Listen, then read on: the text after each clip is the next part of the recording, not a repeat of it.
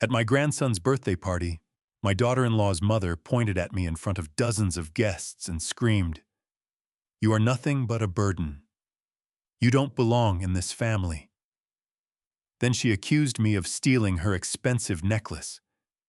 Before I could defend myself, she ordered others to hold my arms and slapped me 42 times while my grandson watched in tears.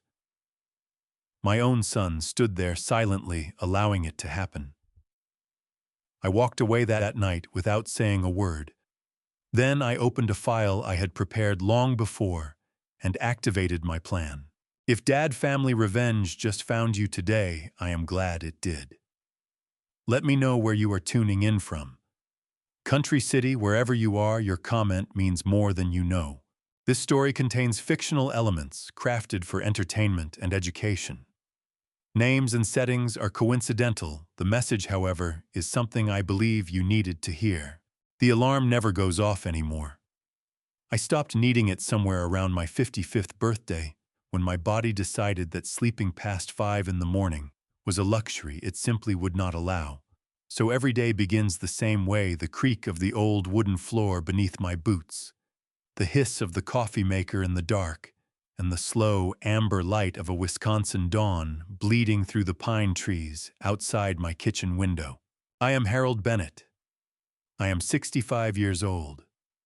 And on the morning I am about to describe to you, I was standing at my kitchen counter in Lake Geneva, pouring black coffee into a chipped ceramic mug and staring out at the dock where my fishing gear had been sitting untouched for 3 weeks. My hands wide, scarred, the knuckles permanently swollen from 4 decades of industrial work, wrapped around the warm mug like they always did. Margaret used to say my hands looked like they belonged to a man twice my size. She meant it as a compliment. She meant most things as compliments. Margaret. My chest still tightens every time her name crosses my mind. Breast cancer took her 6 years ago quietly, and then all at once, the way the worst things always happen. Before she passed, I sold the majority stake in Bennett Mechanical, the company I had built, from a single-bay repair shop in Rockford, Illinois, into a full-scale industrial maintenance operation serving over 30 manufacturing plants across the state. I converted the proceeds into the Bennett Family Trust, a legal structure my attorney, Colin Mercer, had recommended to protect generational wealth and shield assets from outside claims. I was the sole trustee. Everything I had built belonged to the trust, and through the trust to me. I loved my son. I want you to understand that before anything else. I paid for Ethan's degree at Northwestern and his MBA at the University of Chicago. I funded his company, Prescott Bennett Logistics, and through the Bennett Family Trust, I purchased a $1.9 million property in Westchester County, New York, a sprawling estate with high ceilings and a circular driveway, and allowed Ethan and Emily to live there rent-free. Ethan signed a license agreement, not a lease. That distinction mattered more than I knew at the time. That trust was the most expensive thing I ever gave him. Today was October the 14th, 2024. Noah's 10th birthday. My grandson. The one genuinely uncomplicated joy in my life. I pulled on my flannel shirt, grabbed my keys, and walked out to my truck, a 15-year-old Chevrolet Silverado with 211,000 miles on it. It was the most honest thing I owned. I drove 3 hours to Westchester without stopping. I did not pull into the circular driveway. Emily had made it clear my truck was not welcome at the front when guests were expected. So I parked near the service entrance at the back between a catering van and a florist's delivery truck, and reached across to the passenger seat for the gift I had made for Noah. A handmade wooden toolbox, solid oak, finished with linseed oil with a small engraved sign mounted inside the lid. It read, "Nothing's broken that can't be fixed, as long as you're patient enough." Linda Prescott was already standing at the top of the front steps when I came around. She was 62 years old, and carried herself like a woman who had decided the world owed her a formal apology. She looked at the toolbox the way a person looks at something they have found on the bottom of their shoe. Noah has an entire playroom full of things, Harold," she said. "He really does not need more toys from the hardware store." I looked at her for a moment. She held my gaze with the cool confidence of a woman who had never once considered that she might be wrong about anything. "Happy birthday to him," I asked her into the house. Noah found me before I had taken 10 steps inside the house. He came running from the direction of the kitchen, still wearing his school shoes, his dark hair sticking up on one side the way it always did when he had been lying on the couch. He crashed into me with the full force of a 10-year-old boy who has not learned yet to moderate his enthusiasm, and I caught him with both arms and held on. "Grandpa." His voice was muffled against my jacket. "You smell like the workshop." "That is because I was in the workshop," I said, and I felt something loosen in my chest that had been tight since I left Lake Geneva that morning. "Happy birthday, buddy." He pulled back and looked at the toolbox under my arm, his eyes going wide. "Is that for me?" "Every single piece of it." He grabbed my free hand with both of his and tugged me toward the hallway, already talking at full speed about a bicycle chain he had been trying to fix for 2 weeks and could not figure out. I was laughing, genuinely laughing, the kind that comes from somewhere warm and uncomplicated, when Linda appeared at the end of the hallway and put her hand firmly on Noah's shoulder. "Noah." Her voice cut through the room like a draft from an open window. "The Harrington family just arrived. Go say hello." Noah's face fell so fast, it nearly broke my heart in two. He looked up at me with an expression that was equal parts apology and helplessness, and I squeezed his hand once before letting go. "Go ahead," I told him quietly. "We have the whole afternoon." We did not, as it turned out, have the whole afternoon. We did not have much of anything. For the next 2 hours, I was the most useful person at that party and the least acknowledged. Emily found me near the back hallway and asked in the distracted tone she used when she was already thinking about something else whether I could check the outdoor heating units on the back patio because a few of the guests had mentioned the temperature. I checked them. One had a faulty igniter. I fixed it with a flathead screwdriver and a paperclip I found in my jacket pocket. Emily did not say thank you. She had already moved on to rearranging the flower centerpieces. Ethan stopped me near the staircase and told me without making eye contact that they needed 4 more chairs brought up from the basement storage room. I brought them up 2 trips, my knees aching on the narrow basement stairs. He was on his phone when I set the last 2 down beside the dining table. He did not look up. At one point, a woman in a cashmere turtleneck asked me if I was with the catering company. I told her I was Ethan's father. She blinked, said, "Oh, how lovely," and walked away to find a waiter. I was standing near the garden doors, watching Noah across the room, being steered from adult to adult by Linda, like a prop in a performance, when a man stepped up beside me. He was in his mid-40s, broad-shouldered, wearing a sport coat that did not quite fit right across the back, the kind of jacket a working man wears to an event where he feels out of place. "Mr. Bennett?" he said, keeping his voice low. "I'm Raymond Cole. I manage the Newark warehouse for Prescott Bennett." I looked at him.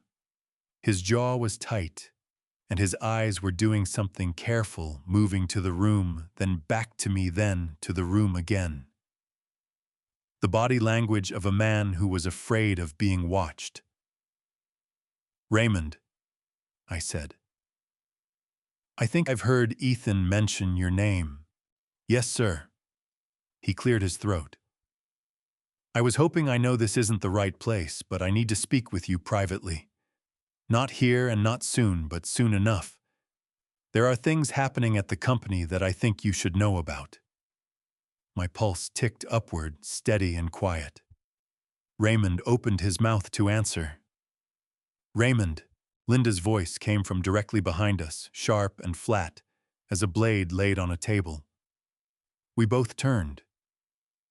She was standing 3 feet away, champagne flute in hand, her eyes fixed on Raymond with an expression that could have frozen the Hudson River in July. "The staff area is that way," she said, tilting her head toward the far end of the hallway. "The kitchen staff has been looking for you." Raymond's jaw tightened. A muscle worked in his cheek. He looked at me for one more second, long enough to communicate everything he could not say out loud, and then he nodded stiffly and walked away. Linda watched him go. Then she turned to look at me, and for just a moment, beneath the practiced composure and the expensive coat, I saw something else. Not anger, not arrogance. Fear. She masked it instantly, lifting her champagne and turning back toward the party with a smile that had nothing behind it. But I had seen it.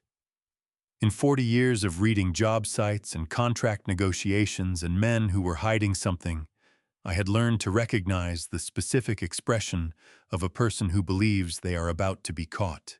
I looked across the room at Noah, who was laughing at something a man in a blue blazer had said, his small shoulders relaxed for the first time all afternoon. 10 minutes later, Linda's voice came screaming down from the second floor. "My necklace! It is gone!" The music stopped first. Not gradually the way a song fades at the end of a set, but all at once the guitarist mid-strum the whole sound, cutting out like a power failure. Every conversation in the room stuttered and died. 40 people turned in the same direction, at the same moment, drawn by the specific pitch of Linda's voice, which had the quality of something designed to command immediate obedience. She came down the staircase fast, one hand gripping the banister, her champagne abandoned somewhere upstairs. Her face was flushed deep red, the careful composure of the past 2 hours completely gone. She was wearing a different expression now, something raw and wild that I had not seen on her before, and it frightened me more than the anger would have. "My diamond and emerald necklace," she announced to the room, her voice carrying to every corner. "It was in the dressing room. I left it there less than an hour ago, and now it is gone." The room erupted in the low, horrified murmur that accompanies public accusation. People turned to look at each other. A few guests near the windows began checking their coat pockets out of nervous reflex. Then Linda turned, and she pointed at me. "He went upstairs," she said. "He is the only one here who does not belong to this group. And he is the only one here who needs money." Every pair of eyes in that room swung toward me like a searchlight finding its target. I felt my jaw tighten and my shoulders pull back, the automatic posture of a man who has been accused of something he did not do and refuses to collapse under the weight of it. I went upstairs to check the ventilation in Noah's room," I said, keeping my voice level and clear. "Ethan asked me to look at it this morning. I was in that room for 4 minutes. I never entered the dressing room." "Check his pockets," Linda said. "You do not have the right to search me, Linda." "Check his pockets," she said again, louder this time, and she turned to the 2 private security contractors Emily had hired for the evening. Both of them large, professional-looking men in dark sport coats who had spent the last 3 hours standing quietly near the front entrance. They looked at each other. They looked at Linda. They looked at me. And then they looked at Ethan. My son was standing near the fireplace, a crystal glass of red wine in his right hand. His tie still perfectly knotted, his jaw working slowly, like a man trying to solve an equation in his head. I looked directly at him, father to son, across a room full of people. I waited for him to speak. He set his wine glass down on the mantelpiece. He straightened his cufflink. And then he said in a voice that was almost gentle, almost apologetic, almost kind, He's been having some trouble lately with his memory. He gets confused sometimes, and when he gets confused, he can get a little agitated. Just make sure he doesn't do anything that might hurt himself." The pain of those words hit me somewhere deep and physical, like a fist pressed hard against the center of my chest. Not because they were said to a room full of strangers, but because my son said them without his voice breaking, without any visible difficulty at all. The two security contractors moved toward me. I stepped back and raised both hands. "Do not touch me," I said. They touched me anyway. One took my right arm from behind, firm and practiced. The other positioned himself to my left. They were not rough. They genuinely believed that they were managing an elderly man in distress. But their hands on my arms felt like a verdict being handed down in a courtroom where I had never been allowed to speak. Linda searched my jacket pockets and a folded receipt from a hardware store in Lake Geneva. She shook out the receipt and let it fall to the floor. She moved to my coat, patted down the sides, checked the inner pocket. Nothing. Her eyes cut to Noah's toolbox sitting on the entry table where I had left it when I came inside. She crossed the room in 4 strides, picked it up, and upended it onto the marble floor. The hammer, the screwdrivers, the level, the tape measure, every piece I had spent 2 weeks selecting, clattered and scattered across the stone with a sound like a drawer of silverware being thrown down a staircase. Noah screamed. Not the scream of a frightened child, but something rawer than that, a sound of pure grief, the cry of a boy watching something precious and irreplaceable be destroyed in front of him. Emily grabbed him by the shoulders and pulled him backward into the hallway, and the last thing I saw before the crowd shifted was his face. His 10-year-old face wet with tears, looking at me with an expression of absolute helplessness that I will carry with me for the rest of my life. The toolbox was empty. There was no necklace. A few guests began demanding that Linda stop. Someone near the back windows said something sharp and disapproving. The security contractors shifted uncomfortably, their grip on my arms loosening slightly as the room's momentum began to turn. Linda stared at the scattered tools on the marble floor. Her chest was heaving. The wild look in her eyes flickered, and beneath it, for just a moment, I saw the specific panic of a person whose plan has not gone the way they intended. She looked up at me, and she raised her hand. The first slap landed before I could draw a full breath. It came from the left side, open-palmed, hard enough to turn my head and send a bright spike of heat across my cheekbone. The room gasped a single collective intake of breath from 40 people who could not quite believe what they had just witnessed. My ears rang. The two security contractors tightened their grip on my arms, and I felt the tendons in my shoulders stretch against the restraint. Linda hit me again, and again. Each blow came with words, attached ugly, deliberate words that she had clearly been saving for a long time. She called me a thief. She called me a burden. She told me I was an embarrassment to my son and a contamination to her daughter's home. She told me I had never been good enough, that working men like me always wanted what they could not earn, that I should be grateful anyone had let me through the front door at all. I did not fight back. I did not yell. I held my head as steady as I could against each impact, and I looked, whenever I could, directly at Ethan. He was still standing by the fireplace. He had not moved a single step. The guests were shouting now, several of them pushing forward, demanding that Linda stop, a woman near the windows calling out that someone should call the police. I heard Noah somewhere behind the crowd crying in a way that tore something loose inside my chest.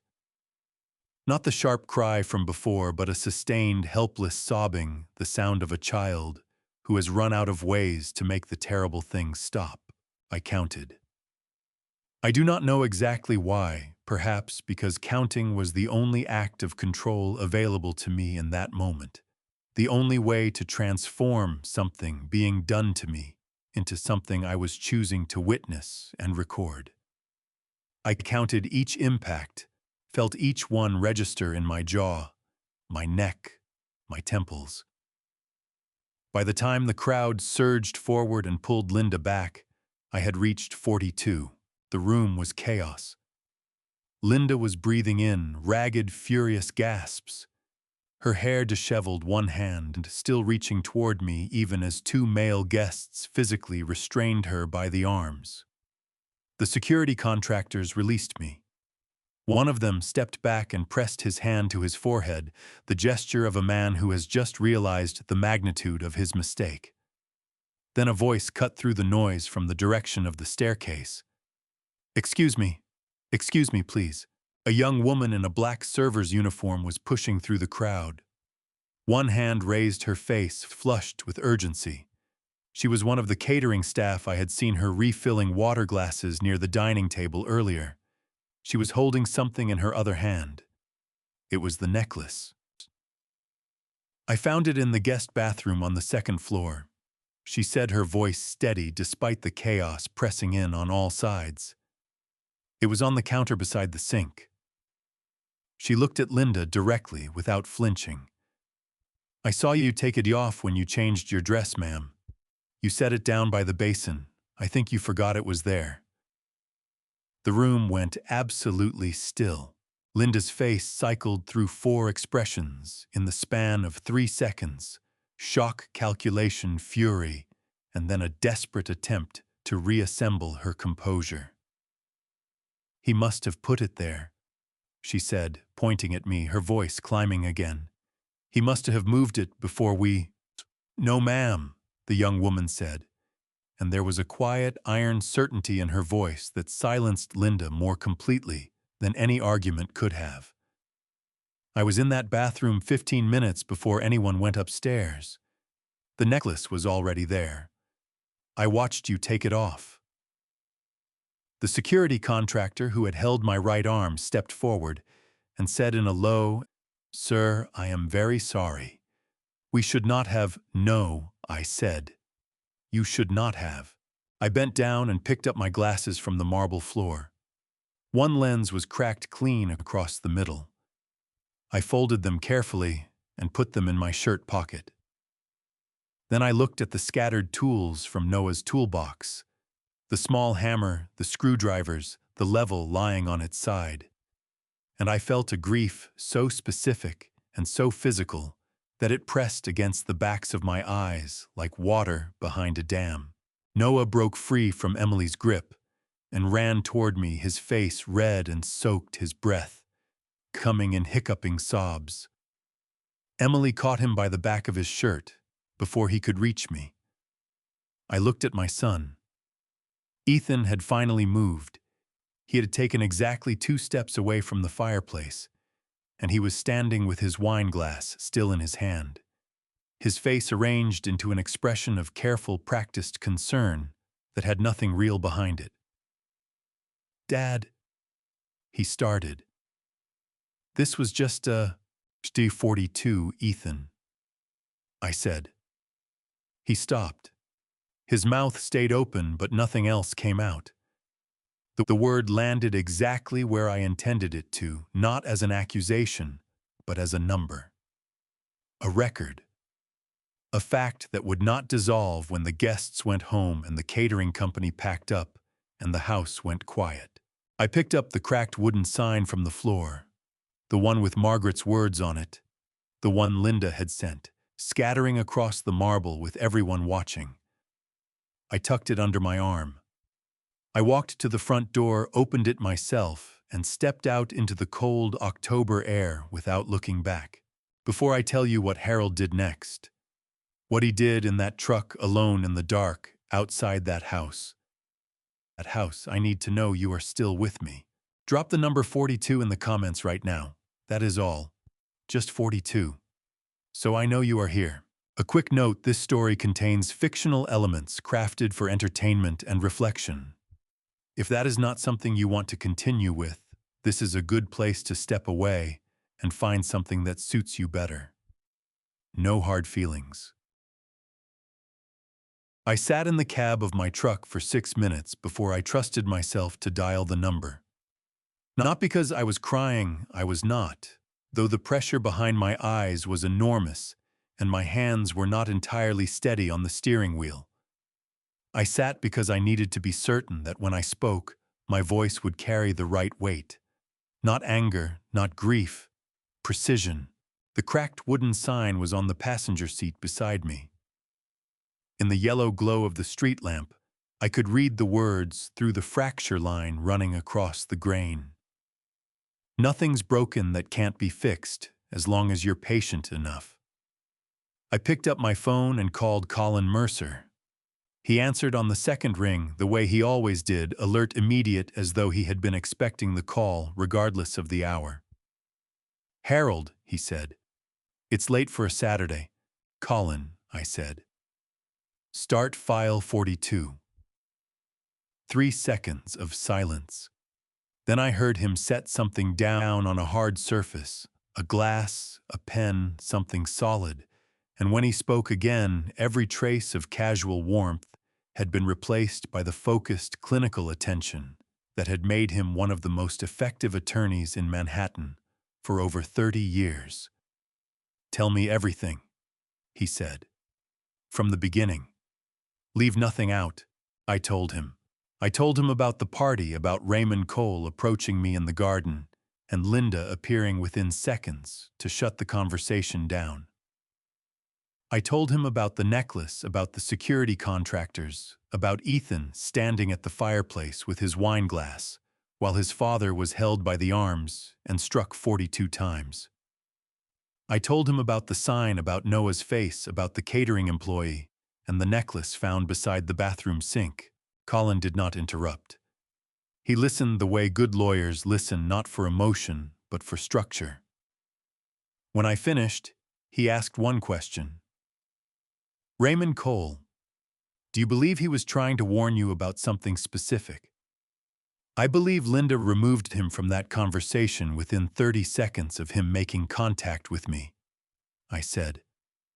She was not angry that he was socializing above his station. She was afraid of what he might say. "That tracks," Colin said. "Harold, listen to me carefully. The documents you photographed in Ethan's office last month, the power of attorney, the medical certification, the loan draft. If he moves forward with that application, we are not talking about a family dispute. A durable financial power of attorney, obtained through forged signatures and fraudulent medical documentation, used to leverage trust assets as collateral for a bank loan, that is federal wire fraud under Title 18 of the United States Code, Section 1343. That is bank fraud under Section 1344. Those are felonies, Harold. Federal felonies. We are talking about the possibility of serious prison time." I pressed my thumb against the cracked lens of my folded glasses and felt the sharp edge of the break. "I know what it is, Colin. Then I need you to understand what starting file 42 actually means," he said, and his voice dropped half a register. "Once I begin coordinating with the relevant agencies, there is no quiet resolution. There is no private conversation where Ethan writes a check and everyone goes home. This becomes a federal matter. His career ends. His reputation ends. And depending on what else we find, because Harold, I do not think the loan is the only thing happening here, his freedom may be at risk." My jaw tightened so hard my back teeth ached. I looked out through the windshield at the estate. The lights of the party were still burning in every window, warm and golden, and completely indifferent to what had happened inside. He stood there for 42. He chose that. Not once, 42 separate times he chose it. Colin breathed out slowly. "I know. And Raymond Cole tried to tell me something tonight that Linda did not want me to hear." I straightened in my seat, feeling the decision settle into my bones, with the particular solidity of something that cannot be undone. Whatever is happening at that company, I need to know the full scope before we file anything. I need to find Raymond. I need to understand what we are actually dealing with. Agreed, Colin said. Build the complete picture first. I will begin the preliminary framework on my end: protective measures, document preservation, agency contacts. Nothing moves until you give me the word. A pause. Harold. Are you certain? I looked at the sign on the passenger seat one more time. And find me a secure meeting location near Newark, I said. Somewhere Raymond Cole can talk without being seen. And Colin do it fast. Because whatever Ethan is planning with that loan, he is going to move quickly. I will have something for you by Monday morning, Colin said. Get some rest tonight. I started the engine. The old Silverado turned over with its familiar low rumble, steady and reliable as it had always been. Colin, I said before he could hang up. Thank you. Don't thank me yet, he said. We haven't won anything. No, I said. But we have started. Raymond Cole arrived 15 minutes late to a diner in Newark that smelled like burnt coffee and dishwater, and when he walked through the door, he did not look like a man who had come to meet someone. He looked like a man who had come to make sure he was not being followed. He was wearing civilian clothes, jeans, a dark zip-up jacket, a baseball cap pulled low. He scanned the room twice before he spotted me in the corner booth, and even then he took the long way around, moving along the far wall, before sliding into the seat across from me, with his back to the room and his eyes on the door. "Mr. Bennett," he said. His voice was quieter than it had been at the party. Everything about him was quieter, compressed, like a man who had been making himself small for a long time. "Raymond." I pushed a coffee toward him. "Nobody followed you." "I took 3 different buses," he said. "Left my phone at home." He wrapped both hands around the coffee mug and stared into it. "My wife doesn't know I'm here. She's at her chemo appointment. I told her I had an errand." The word chemo landed in my chest, like a stone dropped into still water. I did not say anything about it, because Raymond had not told me for sympathy.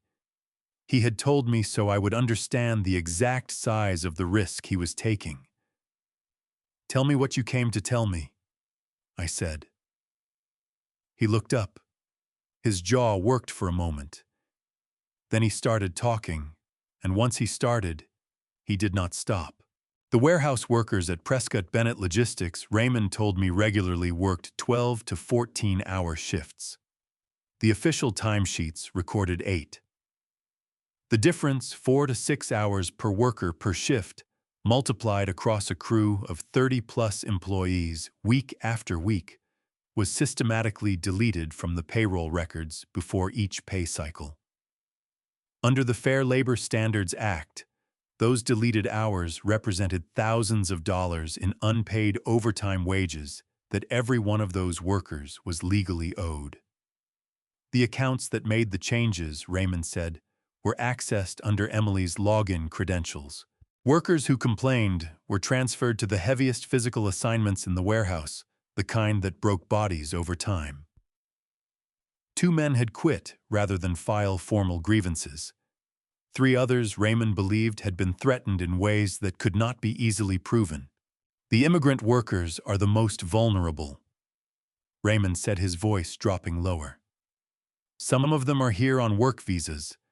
Ethan told one man directly that if he caused problems, the company would report discrepancies in his documentation to immigration, whether those discrepancies existed or not."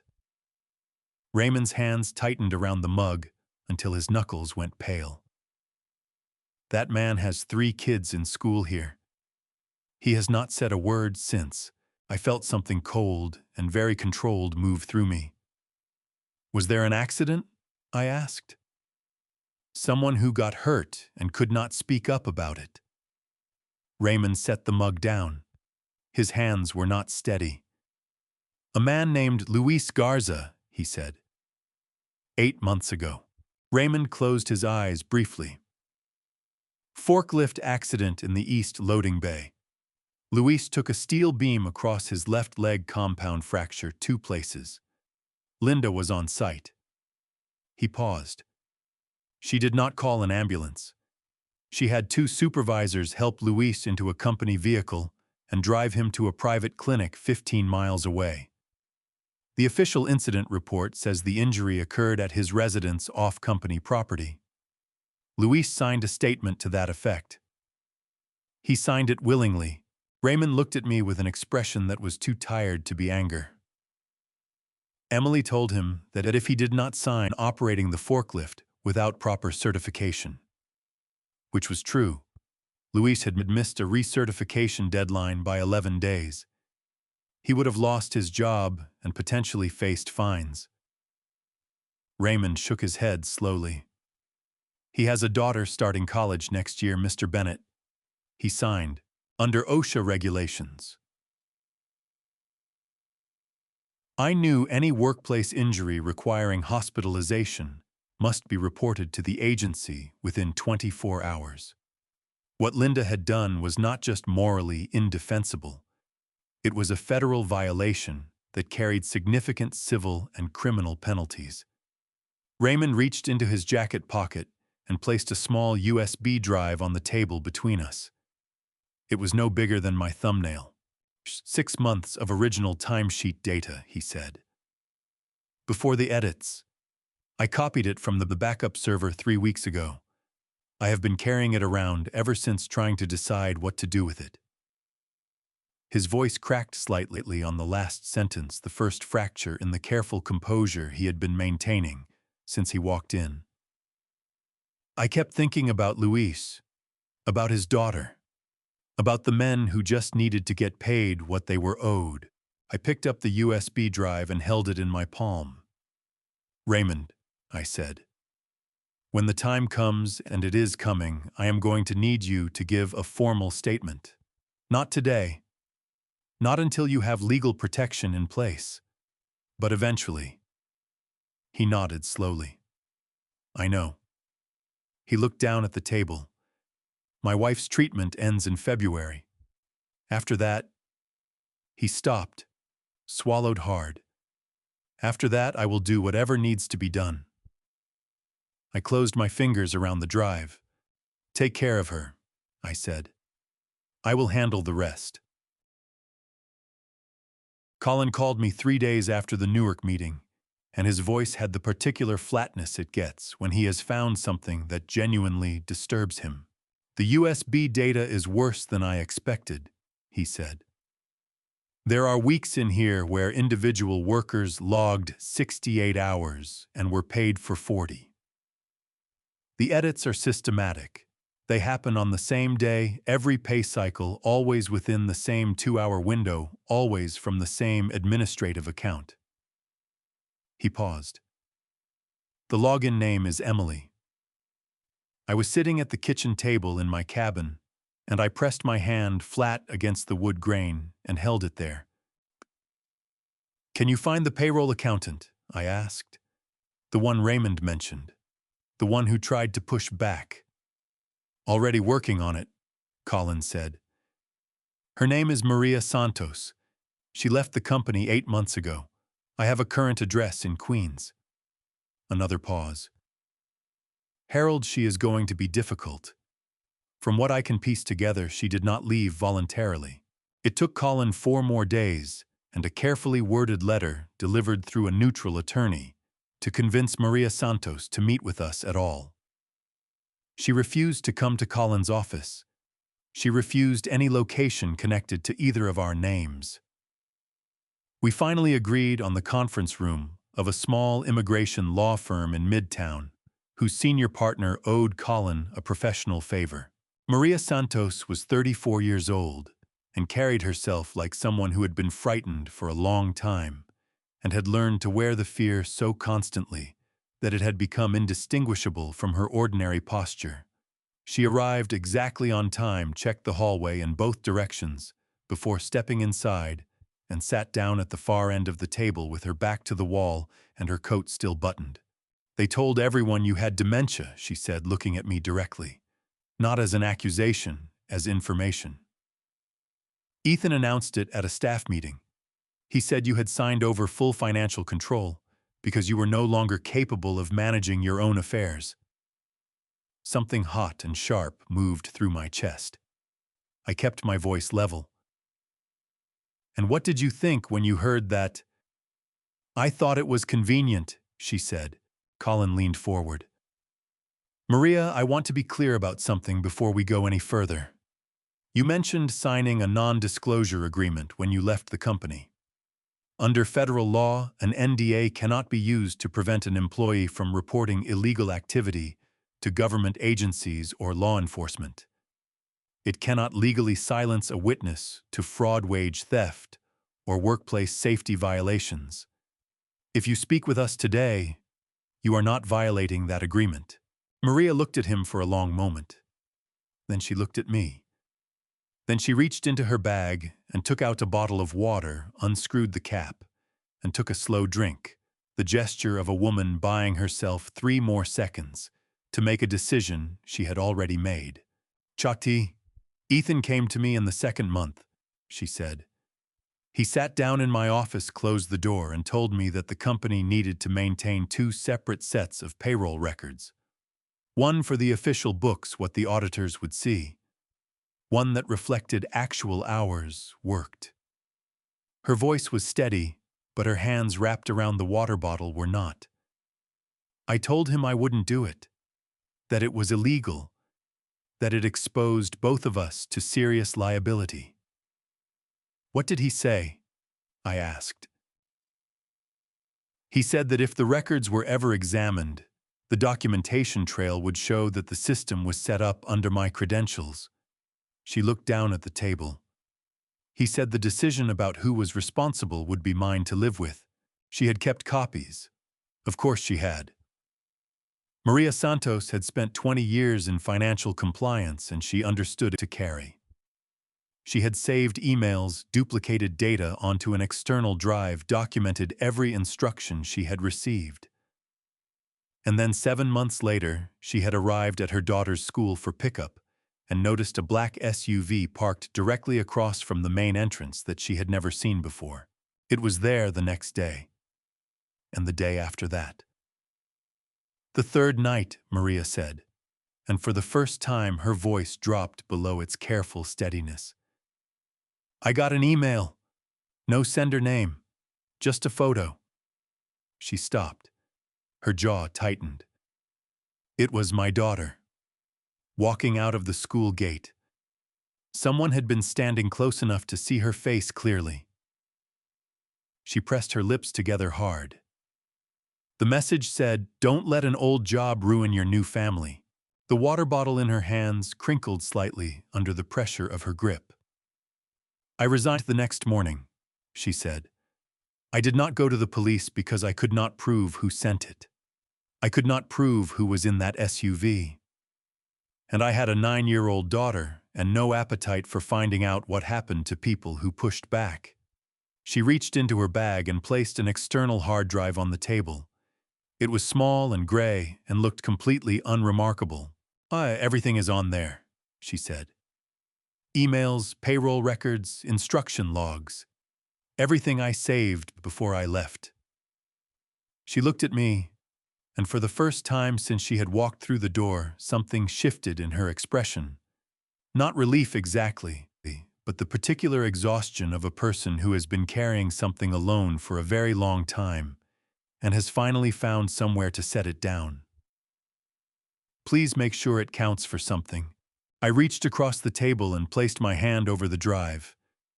"It will," I said. "I promise you it will." Colin called me on a Thursday evening, and I knew from the first syllable that he had found something serious. "I need you to sit down," he said. "I am sitting down." "Good."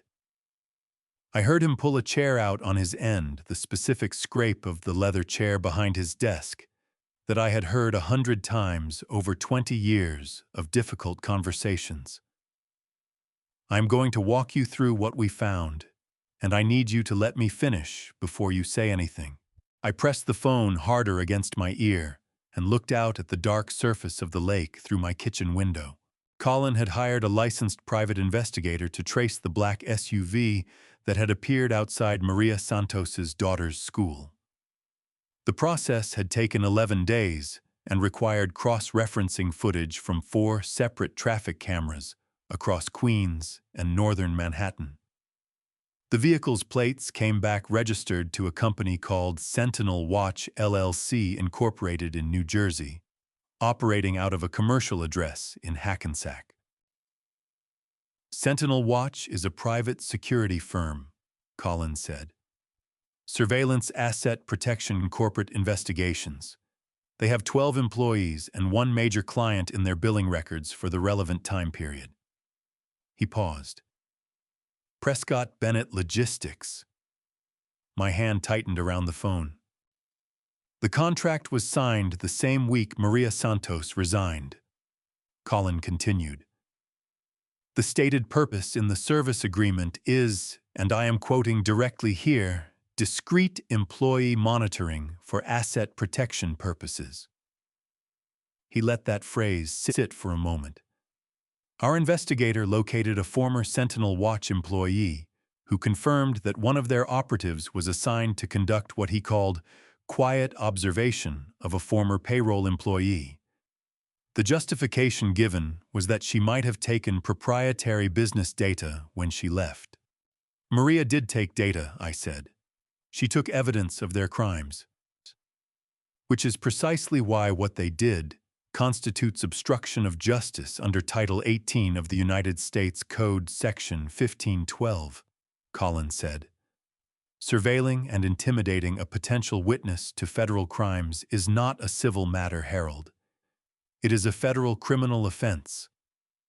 The photograph sent to Maria's email, if we can establish that it originated from Sentinel Watch operatives acting under Ethan's contract, that is witness tampering. That carries up to 20 years in federal prison. I stood up from the kitchen table and walked to the window.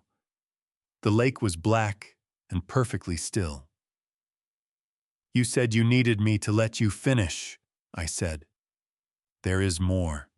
There is more, Colin confirmed. I ran the name of the physician who signed the medical certification attached to the durable financial power of attorney. The document that declares you mentally incompetent and transfers legal authority over your assets to Ethan. His voice dropped. His name is Dr. Victor Hale. He practiced internal medicine in Sacramento, California for 19 years. Practiced, I said. His license was revoked by the California Medical Board in September of 2022, Colin said. The grounds were insurance fraud and falsification of patient records. Dr. Victor Hale has not been a legally practicing physician for over 2 years. A long breath. Harold, the document Ethan submitted to the bank declares you mentally incapacitated. It was signed by a man who was not legally permitted to practice medicine at the time he signed it. The certification is not just fraudulent, it is fraudulent on its face because the person who signed it had no legal authority to sign anything medical. The full weight down on me, like something physical, not anger, not grief, but the cold and specific sensation of understanding the true dimensions of a betrayal you had already known was large. My son had not simply forged my signature. He had constructed an entire legal architecture designed to erase me. He had found a disgraced doctor willing to declare me incompetent. He had hired a security firm run by a man with a compromised professional history to surveil and frighten a woman who knew too much. He had done all of this methodically, carefully, over a period of months, while I was driving 3 hours every week to fix his heating system and carry his furniture and park my truck around the corner so it would not embarrass him in front of his neighbors. Who founded Sentinel Watch? I asked. My voice came out steadier than I expected. A man named Derek Calloway, Collins said. Former NYPD. He was forced to resign in 2019 following a departmental investigation into excessive use of authority and unauthorized surveillance of a civilian during an unrelated case. Collins' tone carried the particular weight of a man who has spent his career in law and still finds certain things difficult to say out loud. He is not a criminal in the formal sense. He has no convictions. But his professional history suggests a man who is comfortable operating in spaces where the rules are treated as suggestions. I turned away from the window and sat back down at the table. Harold, Collins said.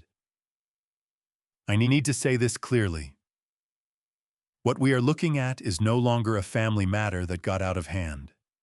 This is a coordinated pattern of federal crimes: wire fraud, bank fraud, forgery, obstruction of justice, witness intimidation.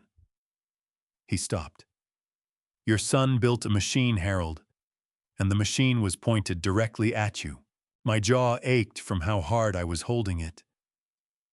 I thought about the toolbox on the marble floor.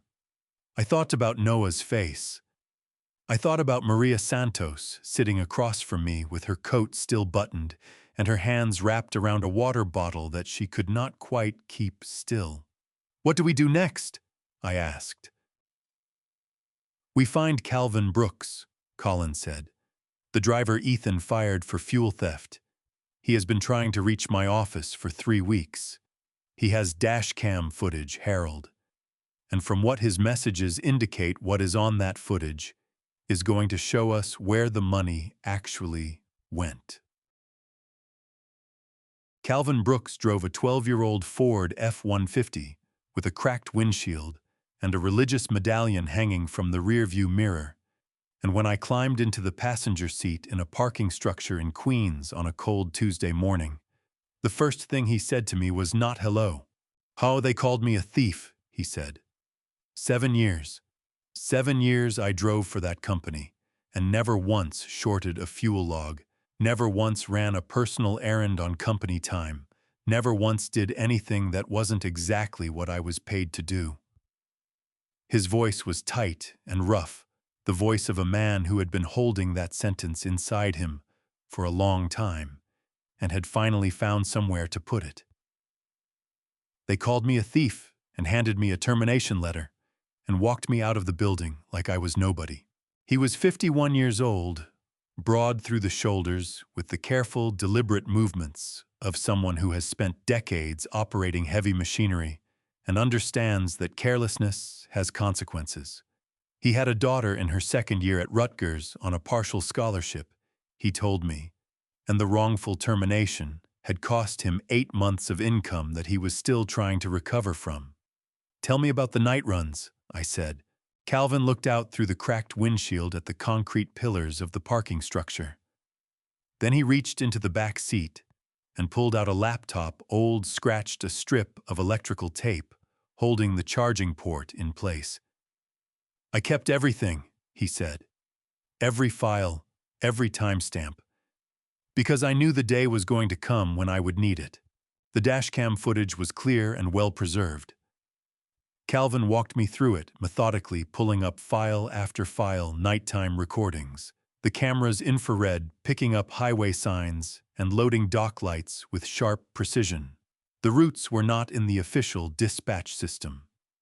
Calvin had checked repeatedly because the assignments came through a secondary channel, a personal text message from a supervisor he had never met in person, instructing him to pick up a load at an unlabeled bay in the Newark facility and deliver it to a warehouse address in Gary, Indiana. The cargo manifests were blank, Calvin said, pulling up a scanned image on the laptop screen. Every legitimate load I ever carried had a full manifest. Product codes, weights, recipient information, chain of custody documentation. These had nothing. Just a reference number that didn't match anything in the company's system when I tried to look it up. He had tried to look it up twice. The second time, his supervisor had called him within the hour and told him in language that left nothing to interpretation that curiosity about certain loads was considered a terminable offense. The delivery address, I said. What was at the Gary facility? A warehouse registered to a company called Lakeshore Industrial Supply, Calvin said. Los Angeles address on the registration, but the physical location was Indiana. He tapped the screen. I looked them up after I was fired. Their registered address in California is a mailbox rental place in Glendale. No physical office, no public employees, no website worth mentioning. He turned to look at me. That is not a real company, Mr. Bennett. That is a box someone built to move money through. I called Colin from the parking structure while Calvin sat beside me, and I put the phone on speaker so Calvin could hear the answer to the question I already knew was coming. Colin had already run the corporate records. Lakeshore Industrial Supply was registered with the California Secretary of State 14 months ago. The registered agent was a man named Derek Prescott, with a residential address in Glendale. Derek Prescott, I said. Linda. He has no professional background in logistics, industrial supply, or any related field. His previous employment history shows he worked in property management for 9 years before this company appeared, a pause that carried significant weight. Herald in the 18 months since Lakeshore was incorporated, Prescott Bennett Logistics has transferred a total of approximately $2.3 million to Lakeshore through purchase orders for industrial equipment. Our forensic accountant has reviewed the warehouse intake records. Not one piece of equipment corresponding to those purchase orders has ever been received. Calvin let out a long breath beside me that sounded like air leaving a tire. The money goes to Lakeshore. Colin continued, passes through 2 intermediate accounts, and then distributes in portions to credit card accounts, to a leasing company that holds the titles on Ethan and Emily's vehicles, and to what appears to be a travel account that has funded 11 international trips over the past 3 years. I looked at Calvin. He was staring at the laptop screen at the dashcam footage of a night run he had made 14 months ago, along a dark Indiana highway, carrying cargo that had never officially existed to a company that was nothing more than a name on a piece of paper. They used you, I said. They needed a driver they could trust not to ask questions. And when you started asking questions, they needed a reason to get rid of you that would stick. Calvin's hands tightened on the laptop until the knuckles went white. His jaw was working hard, and I could see the effort it took him not to let what he was feeling come out in a way he would regret. My daughter almost had to take a leave of absence from Rutgers, he said, because I ran out of savings in March. He stopped, swallowed. 7 years. I put my hand briefly on his arm, the gesture my father used to make when words were insufficient, and presence was the only honest thing left to offer. Calvin, I said, I need your footage, all of it. Every file, every timestamp, every route. I looked at him directly. And I need you to trust me when I tell you that what happened to you is not going to be the end of the story. He looked at me for a long moment. Then he reached back into the seat and pulled out a USB drive identical in size to the one Raymond had given me, and he placed it in my hand without another word. Douglas Webb lived in a third-floor walk-up in Sunset Park, Brooklyn, and he did not open the door the first time I knocked. He did not open it the second time either. It was only when I said my name through the gap between the door and the frame quietly, the way you speak to someone you understand is frightened, that I heard the chain slide back. He was 43 years old and looked older, the particular aging that comes not from years but from prolonged stress. He had the careful, watchful eyes of a man who had learned to read rooms quickly and he stepped back to let me in without extending his hand or saying welcome. His apartment was small and meticulously organized. Tools lined one wall on a pegboard, the instinct of a maintenance man who keeps his instruments in order regardless of whether he has anywhere to use them. On the kitchen table was a manila envelope that he had clearly placed there before I arrived, as though he had been preparing for this conversation for longer than he wanted to admit. "Calvin told you about the photos," he said. It was not a question. "He told me you had documentation," I said. "He told me you tried to report it internally." Douglas pulled out a chair and sat down heavily like a man whose legs had been carrying too much weight for too long. "I filed 3 separate internal safety complaints over 14 months, he said. Cracked racking systems in the East Bay. A forklift with a brake response that was 2 full seconds slow. I timed it myself. Wrote it up, submitted it with the timestamp. Exposed wiring along the north wall that was close enough to the sprinkler line to cause a serious problem if the insulation failed." He pushed the manila envelope across the table toward me. "Everything is in there. Dated photographs, the original complaint, forms, the acknowledgement emails that said my concerns had been received and would be reviewed." I opened the envelope. The photographs were clear and detailed the work of a man who understood that documentation was his only protection. Shelf brackets pulled away from their anchor points. A forklift with a handwritten note taped to the control panel reading "out of service" that someone had crossed out with a marker. Bare copper wire running along a concrete wall with the plastic conduit cracked open 6 inches above a water pipe. "Linda told me the equipment was fine," Douglas said, and the anger in his voice was old and cold, the kind that has been sitting long enough to calcify. "She walked the floor with me in September of last year, looked at the same forklift I had flagged twice and told me I was being dramatic. That we had deliveries to make and I needed to stop creating problems." He stopped. His jaw tightened. 3 weeks later, Luis Garza was in that East Bay running a load on that forklift. The brake response failed. The load shifted. Luis went down and the steel caught his left leg. I set the photographs down on the table. "I was there," Douglas said, and now his voice was not angry. It was something worse than angry. It was the voice of a man who has replayed a moment so many times that it has worn grooves into him. "I heard him. I was 20 feet away when it happened, and I ran to him, and the first person through the door behind me was Linda." He looked at his hands. "She did not ask if he was okay. She asked how bad it looked and whether anyone outside the building had seen it happen." The specific cruelty of that detail landed in my chest, like something physical. "The ambulance," I said.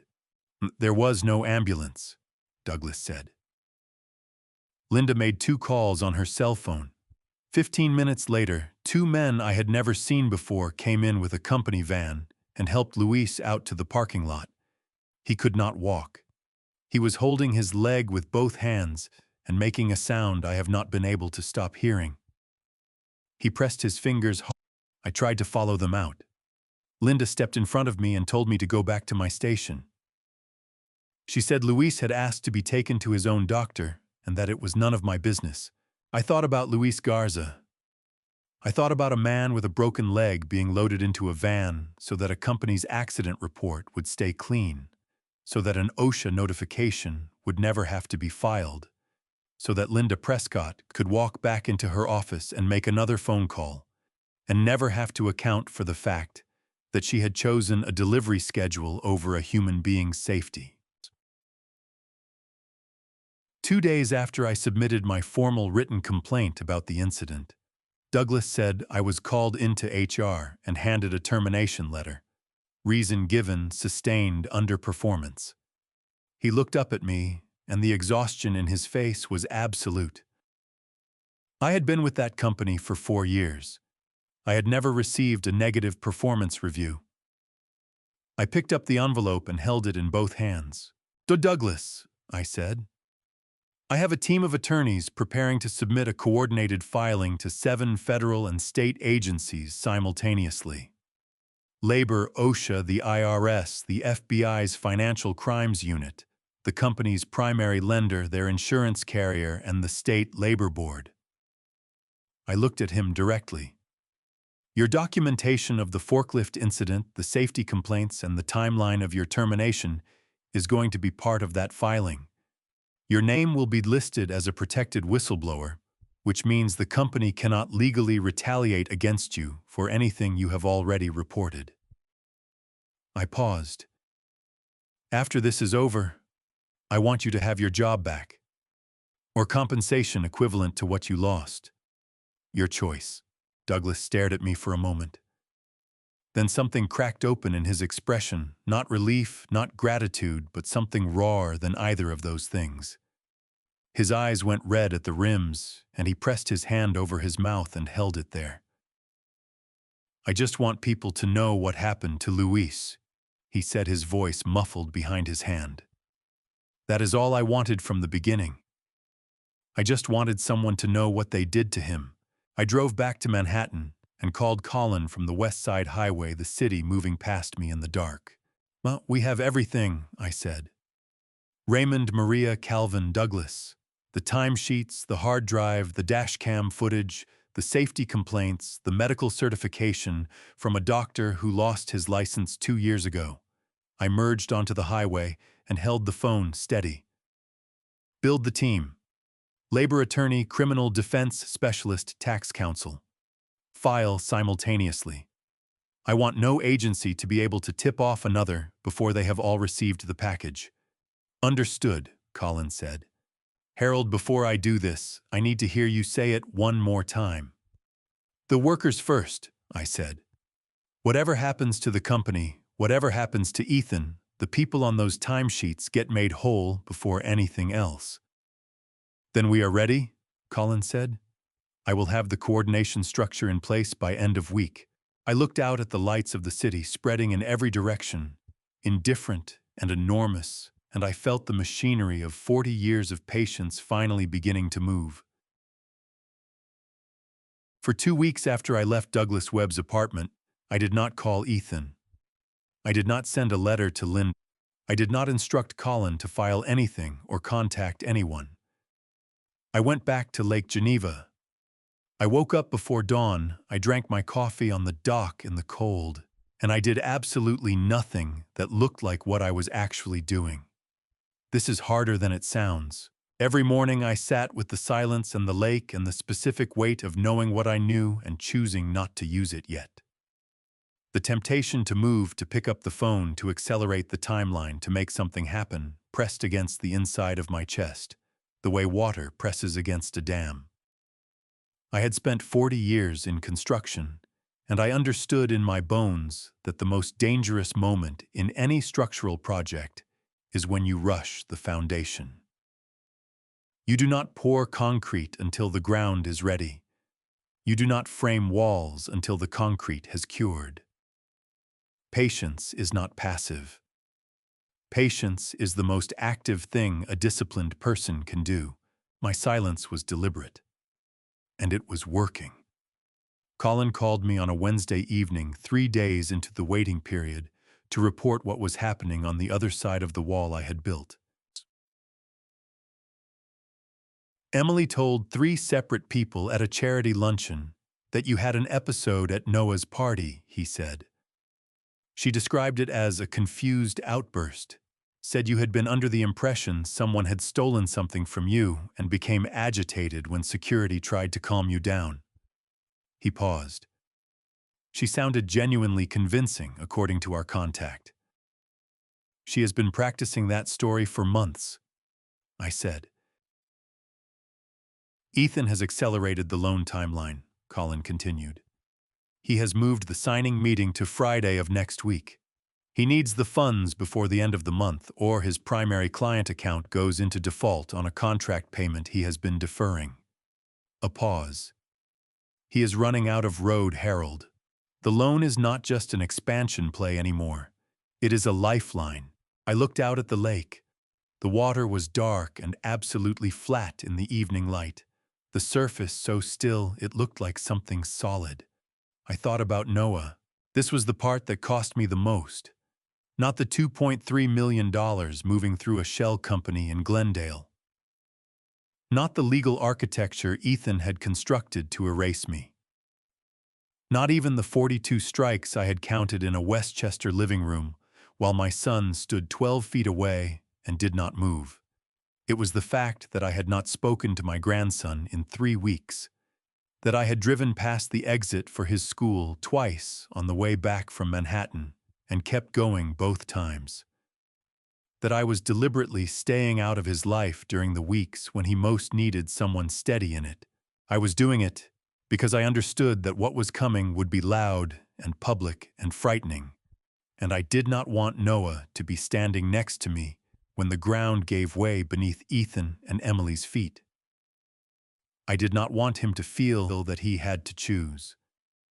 I did not want the memory of his grandfather to be tangled up with courtrooms and federal agencies and the specific devastation of watching your parents' carefully constructed life come apart at the seams. So I stayed away, and it hurt in a way that did not have a clean name. Linda has booked a flight, Colin told me near the end of that same call. Los Angeles departing the Saturday after the loan signing. One-way ticket purchased 3 days ago. I straightened in my chair. One way, Colin confirmed. Which is consistent with a person who is not entirely certain she will want to come back once certain events begin to unfold. He cleared his throat.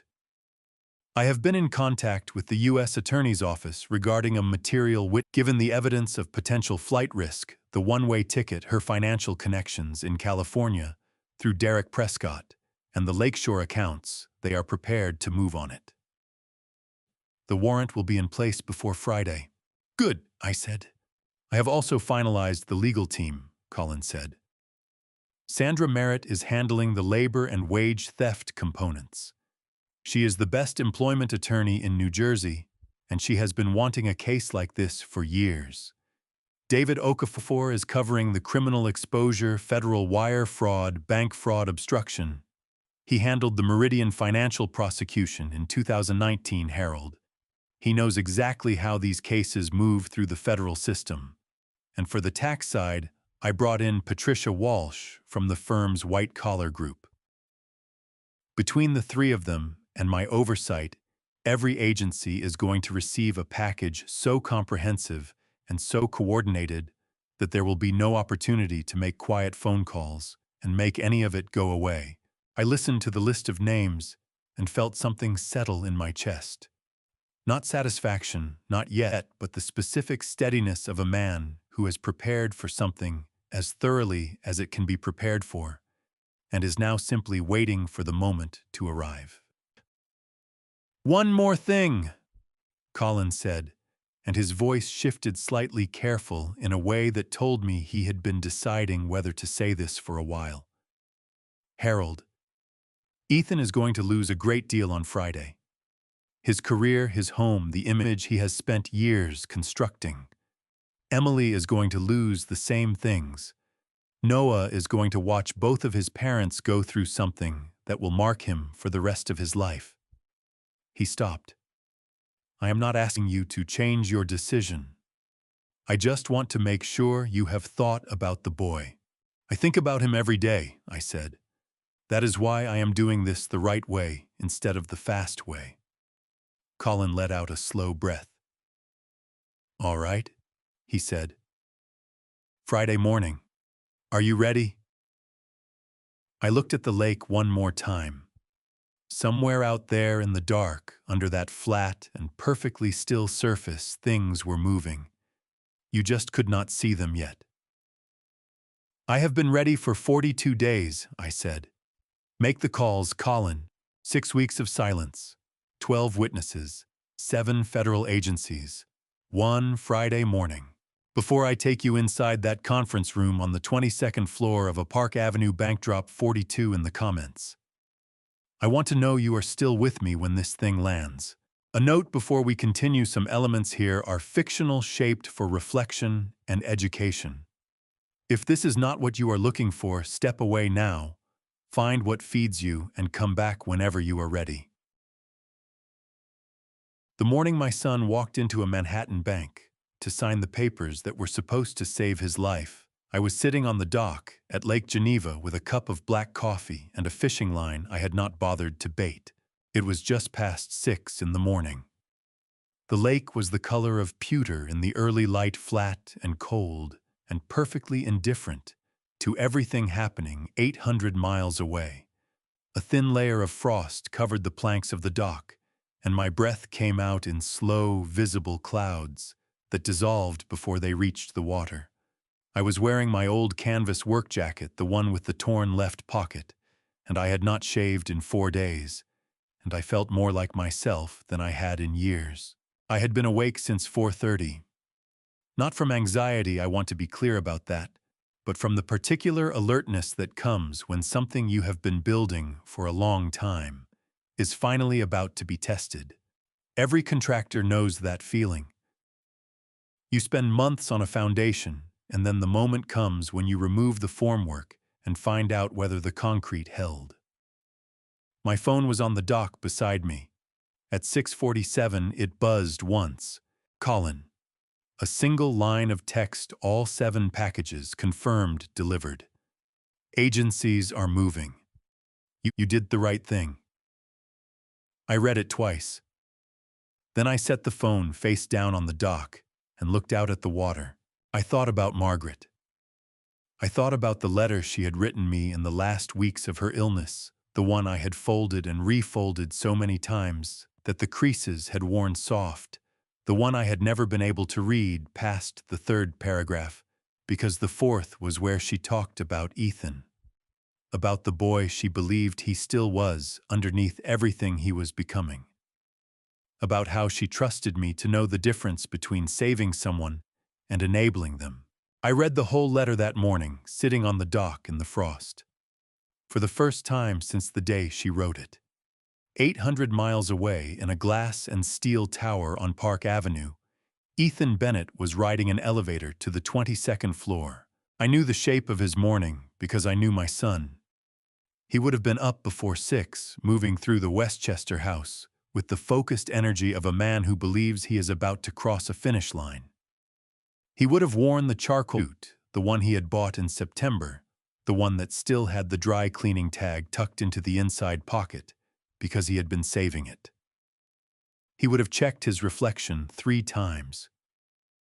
He would have told Emily that after today everything was going to be fine. Emily would have squeezed his hand and meant it. Because she believed him. Because she had always believed him, even when believing him required looking away from things that should have been impossible to ignore. The elevator would have opened on the 22nd floor. Ethan would have straightened his tie in the reflection of the polished metal doors. He would have walked down the corridor with the loose, confident stride of a man who has already spent the money he is about to borrow. And then he would have opened the door to the conference room. I picked up my coffee mug and found it had gone cold without my noticing. I stood up from the dock, my knees stiff from the frost and the hour, and walked back toward the cabin. Behind me, the lake stretched out flat and gray and enormous, holding everything beneath its surface the way it always had, showing nothing. My phone buzzed again as I reached the porch steps. I picked it up. Colin again, he just went in. Conference room is set. Harold, it's done. I stood on the bottom porch step and looked out at the tree line, the pine branches dark against the pale morning sky. Somewhere in those trees, a single bird was calling the same 4-note phrase, repeated, patient, unhurried. I thought about Noah, about the way he had looked at me across that crowded room in Westchester, his face wet, and his me through a crowd of people who were pretending none of it was happening, about the toolbox scattered across the marble floor, about the sign with Margaret's words on it cracked down the middle that I had carried out of that house under my arm because it was the only thing in that building that had ever truly belonged to me. I went inside and put the kettle on. Whatever was happening in that conference room on Park Avenue, whatever expression was on my son's face at this exact moment, as the door opened and the people on the other side of the table came into focus, I did not need to see it, to know that it was exactly what needed to happen. The kettle began to whistle. I poured the water slowly, watched the steam rise. The foundation had been poured. Now we would find out if it held. What I am about to tell you, I pieced together afterward from Collins' reports, from court documents, from Raymond Cole, who was present for part of it, and from Ethan himself, in the third letter he wrote me 6 months later when he had finally run out of ways to lie about what happened. The conference room on the 22nd floor of the Park Avenue Bank was not what Ethan expected.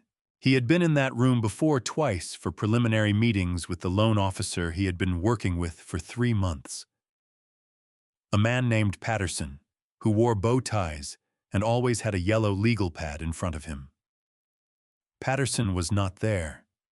In his place, behind the long mahogany table, sat 3 people Ethan had never seen before. A woman in a dark blazer with a federal agency credential clipped to her lapel, a man in his 50s with the flat, patient expression of someone who conducts these meetings regularly, and a third person younger, a laptop open in front of him, who did not look up when Ethan came in. On the table in the center was a single manila folder. Ethan's attorney touched his arm and said something low and urgent that Ethan later could not recall. Ethan pulled out the chair across from the woman with the credential and sat down because his legs had decided independently of anything his brain was telling them that standing was no longer an option. The woman opened the folder. She turned it so that the top document faced Ethan across the table. It was the durable financial power of attorney. His father's name was on it. His own name was on it. And beside it, in a separate plastic sleeve, was a 12-page forensic document analysis from a firm that specialized in questioned document examination, the field of forensic science that determines whether a signature is genuine or produced by someone other than the named signatory.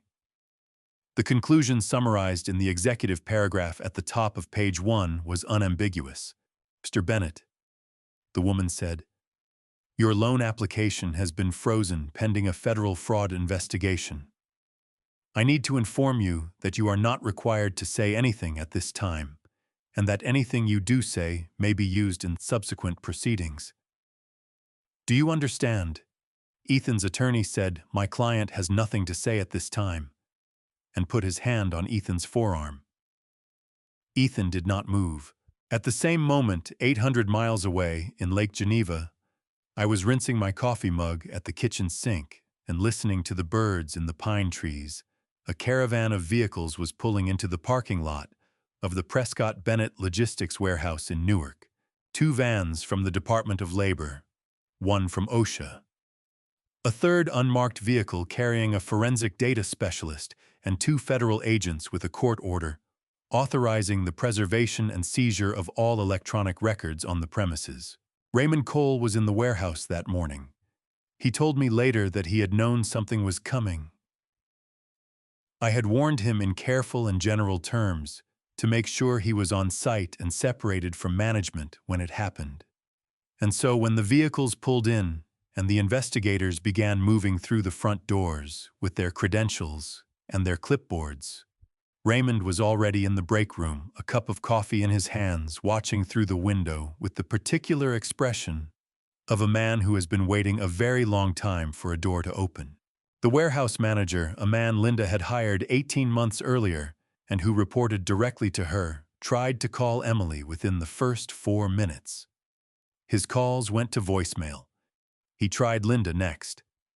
Linda did not answer because Linda was at Los Angeles International Airport, standing at the United Airlines counter in Terminal 7, checking a single large suitcase onto a flight to Cancun that was scheduled to depart in 90 minutes. She had her boarding pass on her phone. She had her passport in her coat pocket. She had in her carry-on bag a portable hard drive that Collins' team had been tracking via the metadata signatures of files she had been copying from the company's. Two agents from the U.S. Marshals Service approached her from either side as she picked up her checked baggage receipt. They were unhurried. They did not raise their voices. One of them said her name. Linda turned. And the expression on her face, according to the incident report I read 3 weeks later, was not surprise. It was the expression of a person who has been running long enough to know what it looks like when the running stops. Back in New Jersey, Emily had driven to the Jersey City office the moment she received a text from the warehouse manager that something was wrong. She arrived to find the parking lot quiet and the front doors locked. She used her keycard. It did not work. A notice had been posted on the glass door, a court order signed by a federal magistrate authorizing the immediate preservation of all company electronic records and prohibiting any modification or deletion of data pending investigation. Emily pressed both hands flat against the glass and stared at the notice. Then she took out her phone and called Ethan. He did not answer. He was still sitting in a conference room on Park Avenue, his attorney's hand on his forearm, staring at a forensic signature analysis that described in precise and technical language exactly what he had done and exactly how thoroughly the evidence of it had been preserved. He called me 6 times that afternoon. The first 5 times I was sitting on the porch of my Lake Geneva cabin, watching the light move across the water and listening to the pine trees and feeling in my chest. Something that I can only describe as the specific exhaustion of a man who has been holding something very heavy for a very long time and has finally been allowed to set it down. On the 6th call, I picked up. "Dad." His voice came through the phone, cracked and stripped of everything he usually kept layered on top of it. The polish, the confidence, the practiced warmth he deployed like a tool in rooms full of people he wanted to impress. What was left underneath all of that was something I had not heard from my son in a very long time. It was the voice of a frightened boy wearing a man's suit in a city that had just stopped making room for him. "Hello, Ethan," I said. "Dad, what did you do?" It was not a question. It was the sound of a person standing in the wreckage of something and trying to understand the shape of what had fallen. "I did what needed doing," I said. "Tell me where you are." He was on the street outside the bank. His attorney had advised him to say nothing further to the investigators and had walked him out of the building 20 minutes ago. He had been sitting on a bench on Park Avenue in his charcoal suit in the cold, calling my number over and over while the city moved past him without any awareness that his entire life had just been restructured without his permission. "You have to stop this," he said, and his voice broke on the last word in a way he could not control. "Dad, you have to call someone and tell them it was a misunderstanding. The company there are 300 people who work for that company. 300 people with families and mortgages and kids in school. You are going to destroy all of it." Something tightened in my chest. Not pity. Something more complicated than pity. "Which 300 people, Ethan?" I said. "The ones who worked 68 hours and took home pay for 40. The ones like Luis Garza who you had carried out of that warehouse on a broken leg, so your accident report would stay clean. Those 300 people." The silence on his end lasted 4 full seconds. When he spoke again, his voice was quieter and had lost something it would not get back. "How do you know about Luis?" he said. "I know about Raymond," I said. "I know about Maria and the photograph of her daughter. I know about Calvin Brooks and the night runs to Indiana. I know about Douglas Webb and the 3 safety complaints he filed before you fired him 2 days after Luis got hurt. I know about Lakeshore Industrial Supply and your Uncle Derek in Glendale. I know about Dr. Victor Hale, who lost his medical license in California in 2022 and signed a document 2 years later declaring me mentally incompetent." I stopped. "I know everything, Ethan. I have known for 6 weeks.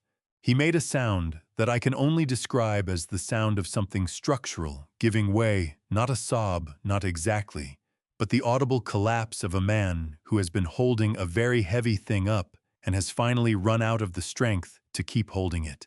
"Please," he said. "Dad, please, I will pay everyone back. Every dollar, every hour, I swear to you, just give me a chance to fix it. Give me 60 days and I will make it right. I will go to Raymond myself. I will call Luis. Whatever you need me to do, I will do it." And here is the part I have thought about most in the months since that afternoon. Because I almost said yes. I want you to understand that. I am not telling you this story as a man who was certain every step of the way. I am telling it as a man who stood at the edge of that particular cliff and felt the pull of it, the deep, specific gravity of a father's love for a son he remembers being 7 years old, missing his 2 front teeth, hauling a crooked birdhouse out of the garage and holding it up with both hands because he wanted to show someone what he had made. I almost said yes. And then I thought about Raymond's wife sitting in a chemo chair in Newark, while her husband took 3 buses to arrange a USB drive because he had run out of other options. I thought about Maria Santos pressing her hands together in a midtown conference room, telling me about a photograph of her daughter walking out of a school gate. I thought about Douglas Webb covering his mouth with his hand in a Brooklyn apartment, his eyes going red, saying, "I just want someone to know what they did to Luis." "The truth doesn't belong to me anymore, Ethan," I said. My voice came out steady. I was grateful for that. "It belongs to 7 federal agencies and 12 witnesses and every name on every timesheet your wife edited before every pay cycle for 3 years. I could not pull it back if I wanted to. And I do not want to." "You could have come to me," he said, and now he was crying openly, not trying to hide it. "You could have come to me first. You could have said something. You did not have to do it this way. I came to your house every week for 3 years," I said.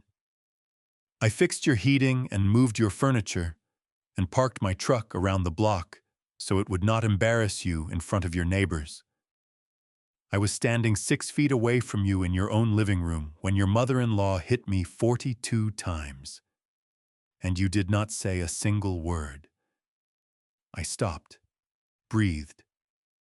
When exactly was I supposed to come to you, Ethan? He did not answer that. He cried instead, long, ragged, the kind of crying that has no performance in it, no calculation, just a man emptying out on a bench on Park Avenue while taxis moved past and nobody stopped.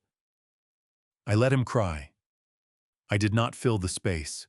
After a while I said, "Get a real lawyer. Not the one on your company payroll. Someone who handles federal cases and will tell you the truth about where you stand." I paused. "And take care of Noah. Whatever happens to you and Emily, make sure he knows that none of this is his fault. Not one piece of it." Ethan said my name once more. Just my name. Nothing after it. "Goodbye, Ethan," I said. I ended the call and sat on the porch steps with the phone in my lap and the pine trees moving in the cold wind above me and the lake behind the cabin, doing what it always did, holding everything beneath the surface, showing nothing waiting. 20 minutes later, headlights came up the gravel drive.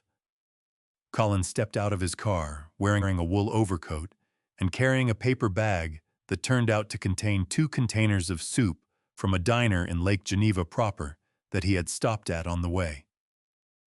"You did not have to drive up here," I said. "I know," he said, coming up the steps. "How are you?" I thought about it honestly, the way he deserved. "I am tired," I said. "And I am glad it is over. And I am already thinking about Noah." Colin nodded. He held the door open. "Come inside," he said. "The soup is getting cold." The week after that, Friday moved. The way structural collapses always move slowly at first. then all at once, each failing component transferring its load to the next until there is nothing left to transfer it to. Colin called me every morning at 8 o'clock. I would sit at the kitchen table with my coffee and listen, and he would read from his notes in the methodical way he had, and I would not say much because there was not much to say. The machine was running. All I could do was listen to the sound it made. Monday. The bank formally notified Prescott Bennett Logistics that all accounts held with the institution operating accounts.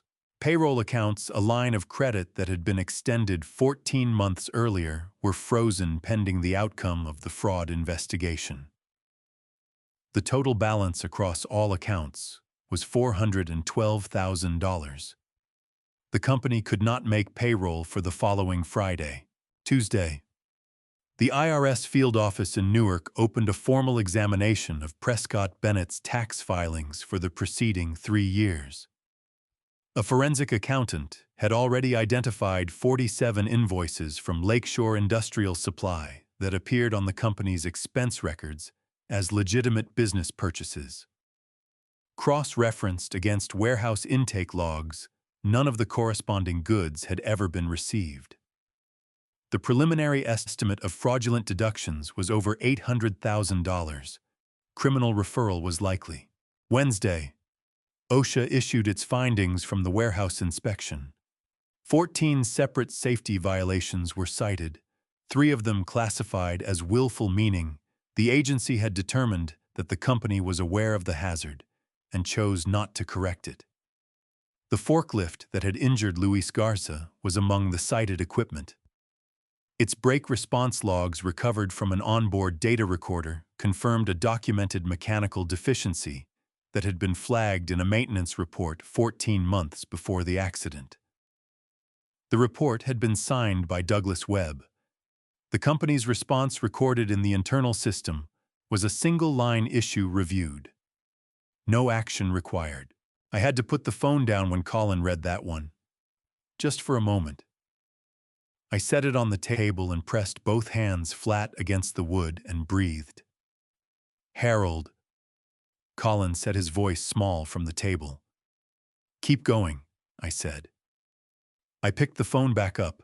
Thursday. Davidson Manufacturing, Prescott Bennett's largest client, representing 31% of annual revenue, sent a formal notice of contract suspension pending the outcome of the federal investigation. 2 smaller clients followed by end of business. A 4th called to say they were conducting their own internal review before making a decision. Friday. Sandra Merritt filed the wage theft claim on behalf of 43 current and former employees.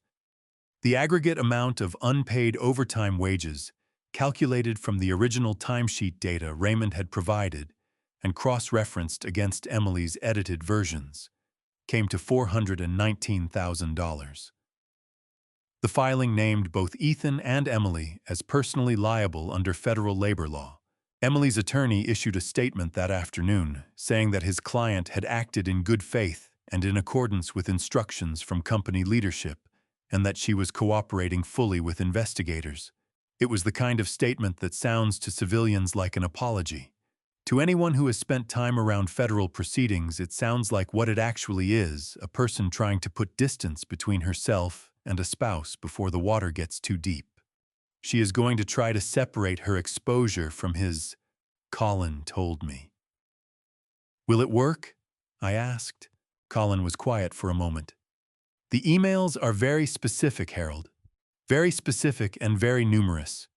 Her login credentials authorized changes to payroll records on 63 separate occasions over 18 months. Saying she was following instructions is not going to be enough. He paused. David Okafor tells me federal indictments for both of them are likely within 90 days.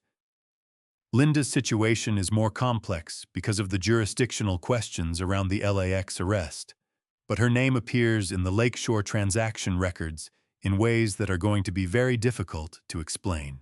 I sat with that. I did not feel what I perhaps expected to feel, no surge of satisfaction, no sense of a score being settled. What I felt was closer to the feeling at the end of a very long job, the kind of exhaustion that is not unpleasant, the kind that tells you the work was real. The employees, I said. The 43 in the filing. When do they see the money? Sandra estimates 60 to 90 days for a court-approved distribution, assuming the company's frozen assets are sufficient to cover the judgment, Colin said. The shortfall, if there is one, will be addressed through the personal liability findings against Ethan and Emily. If there is a shortfall, I said, I will cover it. Colin did not respond immediately. Then Harold. I know what you're going to say. What am I going to say? That I have already taken a significant financial loss on this, and I do not need to take another one. I looked out the window at the lake. Those people worked for that shortfall, Colin. They earned it. It does not matter where the money comes from. Another pause. Longer this time. All right, he said. I will note it. On Sunday morning, the New York Business Journal ran a story on page 3 of the business section, under the headline, Jersey City Logistics Firm at Center of Multi-Agency Federal Investigation. The article cited unnamed sources familiar with the matter and described the company as a mid-sized regional logistics provider facing allegations of wage theft, tax fraud, and falsification of official records. It mentioned that the firm's principals were cooperating with investigators. It did not mention me. I read it twice over my coffee at the kitchen table in my old flannel shirt with the lake outside my window and the bird in the pine trees doing its 4-note call patient and unhurried the same as every other morning. Then I called Colin. There is one more thing I need you to handle, I said. Luis Garza.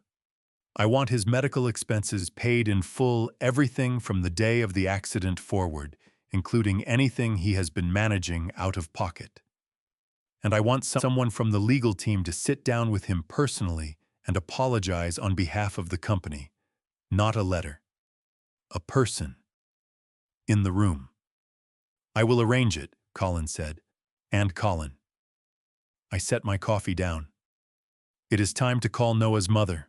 The first thing I did when the restructuring attorneys gave me clearance to enter the Newark warehouse as the authorized representative of the acquiring entity was park my truck directly in front of the main entrance.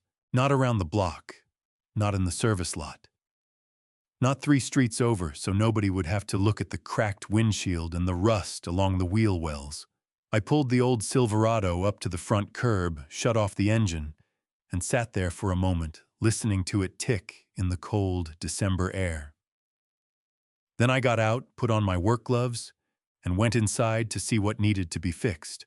The acquisition had taken 11 days. Colin and his team had moved through the bankruptcy proceedings with the particular efficiency of people who have prepared for something carefully and are now simply executing a plan. The Bennett Family Trust purchased the operational assets of Prescott Bennett Logistics, the warehouse lease, the fleet contracts, the client relationships that had not already walked away at a price that reflected the company's actual condition, rather than the inflated valuations Ethan had been presenting to investors for 3 years. A new management team was brought in. An independent auditing firm was installed. The company was renamed. The name Prescott Bennett disappeared from every surface, every document, and every vehicle in the fleet within 72 hours of the acquisition closing. What remained was a functioning logistics operation with 300 employees who needed to know whether they still had jobs. They did. That was the first communication the new management team sent. Not a press release, not a legal notice, but a direct message to every employee on the roster in plain language, telling them that the company was under new ownership, that operations would continue, that their positions were secure, and that someone would be in contact within the week regarding compensation adjustments. The compensation adjustments were Sandra Merritt's domain, and she approached them with the focused energy of someone who had been waiting her entire career for exactly this kind of case. The original timesheet data Raymond had provided 6 months of unedited records, cross-referenced against 3 years of Emily's modified versions, formed the foundation. Every hour that had been deleted was reconstructed, every shortfall, calculated, every worker's unpaid overtime, computed to the dollar. The checks went out in 2 rounds, the first covering the most recent 18 months, the second covering everything before that. I was not present for most of this. I did not need to be. What I needed to be present for, I chose carefully. I was there when Luis Garza came in. Colin had arranged it quietly, a meeting in the warehouse manager's office on a Thursday morning in the second week of December, with Sandra Merritt present, and a company representative from the new management team. Luis walked in with a slight hitch in his left leg that the doctors told him would probably never fully resolve. He was 37 years old and had the wary, self-contained bearing of a man who has been lied to by people in authority and has not yet decided whether to extend that category to include the people currently sitting across from him. I stood up when he came in. He looked at me. He did not know who I was. "My name is Harold Bennett," I said. "I own this building, and I owe you an apology." Luis looked at me for a long moment. Then he pulled out the chair across from me and sat down slowly, favoring his left side. "Okay," he said. "I'm listening." I told him what I knew. I told him about the forklift maintenance report that had been ignored. I told him about the decision to move him out of the building before calling for help. I told him that what had been done to him was wrong, that it was illegal, and that the people responsible for it were facing serious federal consequences as a direct result of evidence that included documentation of his case specifically. I told him that every medical expense he had incurred since the day of the accident, every bill, every copay, every cost he had absorbed out of pocket because the company had pressured him into signing a false statement, would be covered in full. Luis listened to all of it without interrupting. When I finished, he was quiet for a moment. Then he said, "My daughter started community college in September. I had to borrow money from my brother-in-law to pay her first semester because I burned through everything while I was out." "Tell Sandra the amount," I said. "We will take care of it." His jaw tightened. He blinked several times fast, the way people do when they are trying to decide whether to let something show. Then he nodded once sharply and looked down at his hands. We covered Calvin's situation in a single phone call. His personnel file was corrected, the fuel theft allegation was formally expunged, and a letter of reference was drafted and sent to 3 regional logistics companies where he had been applying. Douglas Webb received a settlement for wrongful termination that his attorney described in a message to Colin as more generous than they had expected to ask for. Maria Santos declined any formal role with the new company, but accepted a one-time payment that Colin described to me as appropriate given what she had carried alone for 8 months. There was one more thing Colin called to tell me about on a Wednesday afternoon, and I will admit it was the only piece of news in all of this that made me set the phone down and allow myself something very close to a smile. The federal asset forfeiture process, the legal mechanism under Title 18 of the United States Code that allows the government to seize property purchased with the proceeds of federal crimes, had moved quickly on Ethan and Emily's vehicles. The leasing company that held the titles had cooperated fully with investigators once it became clear that the monthly payments traced directly back through the Lakeshore accounts. 2 vehicles were identified, a $47,000 luxury sedan and a $61,000 SUV, both registered under the company's operating expenses as fleet assets. They were not fleet assets. They were the cars Ethan and Emily drove to their private school fundraisers and their charity dinners and their networking events. The cars they used to project the image of people who had built something legitimate from nothing. Both vehicles were seized on a Tuesday morning. I was told that Ethan was standing in the driveway of a friend's house in Hoboken when the tow truck arrived, still wearing his coat from the night before, his keys already useless in his hand. He did not argue. According to the agent who filed the report, he simply stood there and watched the car move down the street until it turned a corner and disappeared. I thought about the 15-year-old Silverado sitting in my driveway at Lake Geneva, the one with the cracked dashboard and 211,000 miles on it, the one Emily had asked me to park 3 blocks away so it would not embarrass her guests. I thought about that for a long time. Raymond was the last one I saw in person. It was a Friday afternoon the week before Christmas. The warehouse was running a half-day shift, and most of the crew had already gone home. I found Raymond in the east loading bay, checking off an inventory list on a clipboard, the same bay where Luis had been hurt 14 months earlier. The equipment was new. The racking systems had been replaced. The floor markings were freshly painted. He heard me coming and turned around. He looked at me for a moment, and then something happened in his face that he did not try to hide, and that I will not try to describe with more precision than it deserves. His eyes went red at the edges. His chin dropped. He pressed his lips together hard. Mr. Bennett," he said. His voice came out rough and uneven. "I didn't know if any of this was going to work. When I gave you that drive back in October, I didn't know. I thought maybe I was just—" He stopped, shook his head, tried again.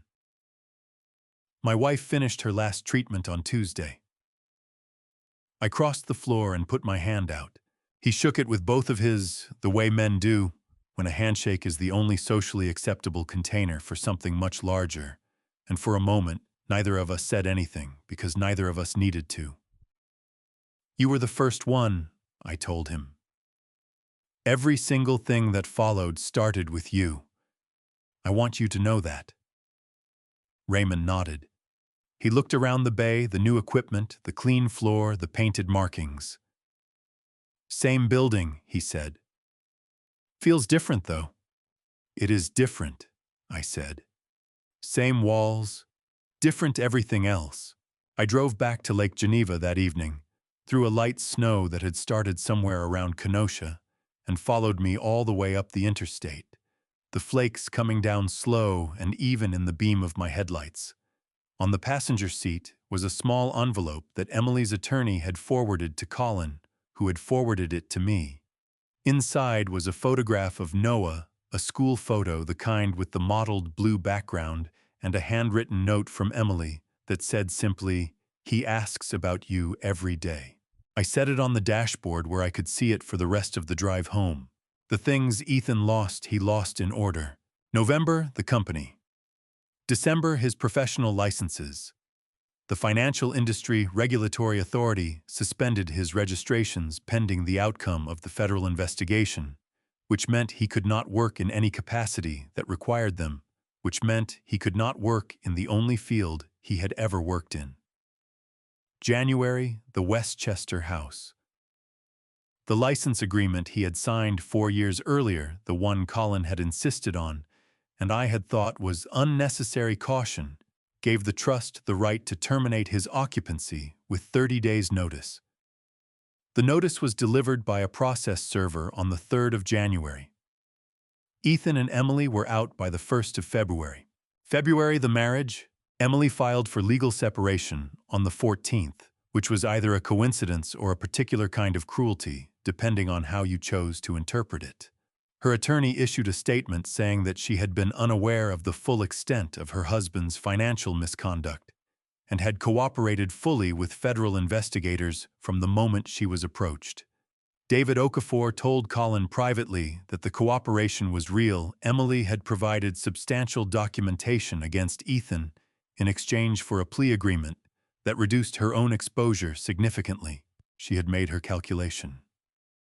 I did not blame her for it. I was not sure I had the right to blame anyone for the calculations they make when the water is rising and they are trying to figure out what to hold on to. Linda's situation moved more slowly, tangled in jurisdictional questions between California and New Jersey that her attorneys were exploiting with considerable skill. She had been released on bond after the LAX arrest. The Lakeshore accounts had been frozen. Derek Prescott, her brother, had retained his own counsel and was cooperating with the IRS in ways that his sister's attorneys described as unhelpful to their client. The civil suit I had filed against Linda for assault and defamation was moving through the New York courts on a separate track, and her attorneys had recently opened settlement discussions, the first acknowledgement, however indirect, that the video footage from the birthday party was as damaging as Colin had always told me it would be. I did not follow all of this closely. Colin followed it for me and gave me the relevant updates, and I listened and said what needed to be said, and then went back to the lake and the dock and the cold and the birds in the pine trees. What I followed closely was Noah. Emily had moved with him to a rental apartment in White Plains, smaller than anything she had lived in for years, on the third floor of a building with a broken elevator and a parking lot that flooded when it rained. She was working a mid-level operations role at a supply chain consulting firm in Stamford that Colin told me quietly had hired her before the full extent of the investigation became public. She was capable. Whatever else was true about Emily, she had always been capable. Noah was in the same school. He had the same friends. He went to the same Saturday morning soccer practice. From the outside, his life had the surface appearance of continuity, but the school counselor had called Emily twice, and Emily had forwarded both call summaries to Colin with a note that said simply, "He needs his grandfather." The question Noah kept asking Ethan was the one Ethan could not answer. Ethan had moved into a one-bedroom apartment in Hoboken, sharing costs with a college friend who had offered the arrangement out of loyalty and mild incomprehension of the full situation. He and Noah had supervised visits twice a week, a condition Emily had requested, and the family court had formalized, while the criminal proceedings were ongoing. Ethan told me about the visits in the second letter he sent me, the one that was still mostly excuses and misattributed responsibility, the one I read once and put in the recycling. But in the third letter, handwritten on plain white paper, in the careful block lettering of someone who was choosing every word slowly and deliberately, Ethan described a Tuesday evening visit when Noah had sat across from him at the small table in the Hoboken apartment and asked with the specific directness that children deploy when they have been carrying a question for too long and have finally run out of patience with adults who keep not answering it. "Daddy, why didn't you stop her? You were standing right there. I saw you the whole time. Why didn't you stop her?" Ethan wrote that he had tried to explain. He had said it happened quickly. He had said he was shocked. He had said he did not know what to do. Noah had looked at him for a long moment, and then the boy had said, with the quiet, devastating accuracy of a 10-year-old who has had 4 months to think about something, "But it didn't happen quickly, Daddy. She hit Grandpa for a really long time. And you just stood there the whole time. I kept waiting for you to do something, and you just kept standing there." Ethan wrote that he had not been able to respond to that. He wrote that there was no response to it, because it was true, and because a 10-year-old had found the precise words for the thing that Ethan had spent 4 months finding ways to not say about himself. The third letter ended differently from the first two. It did not ask me for anything. It did not offer explanations or assign responsibility to other people. It said, "I knew about the power of attorney. I knew about the timesheets. I knew what Linda was going to do at the party she told me, and I said nothing, because I was afraid that if you and I started talking, the rest of it would come out. I chose to let it happen. I chose the company and the loan and the image over you. I have been trying to find a way to say that isn't true for 4 months, and I cannot find it. I don't know if you will ever read this. I don't know if I would read it in your position, but I needed to write it. I needed there to be a piece of paper somewhere that had the truth on it with my name underneath. I read it at the kitchen table on a Sunday morning, with my coffee going cold, and the snow coming down outside, and the lake invisible behind a gray wall of winter weather. Then I folded it carefully along its original creases and placed it in the top drawer of the desk in my workroom, next to Margaret's letter. Not in the recycling, not in the fire. Next to Margaret's letter. I did not call Ethan. I did not write back.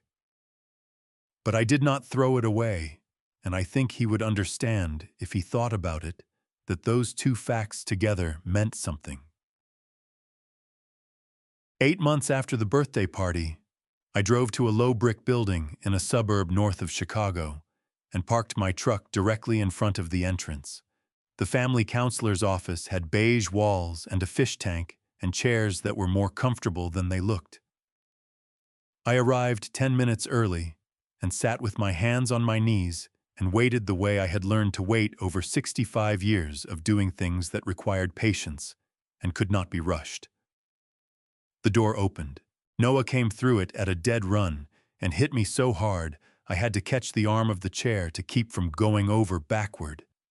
He buried his face against my shoulder and grabbed fistfuls of my flannel shirt and held on with the particular ferocity of someone who has been holding something in for a long time and has finally found somewhere safe to put it down. His shoulders were shaking.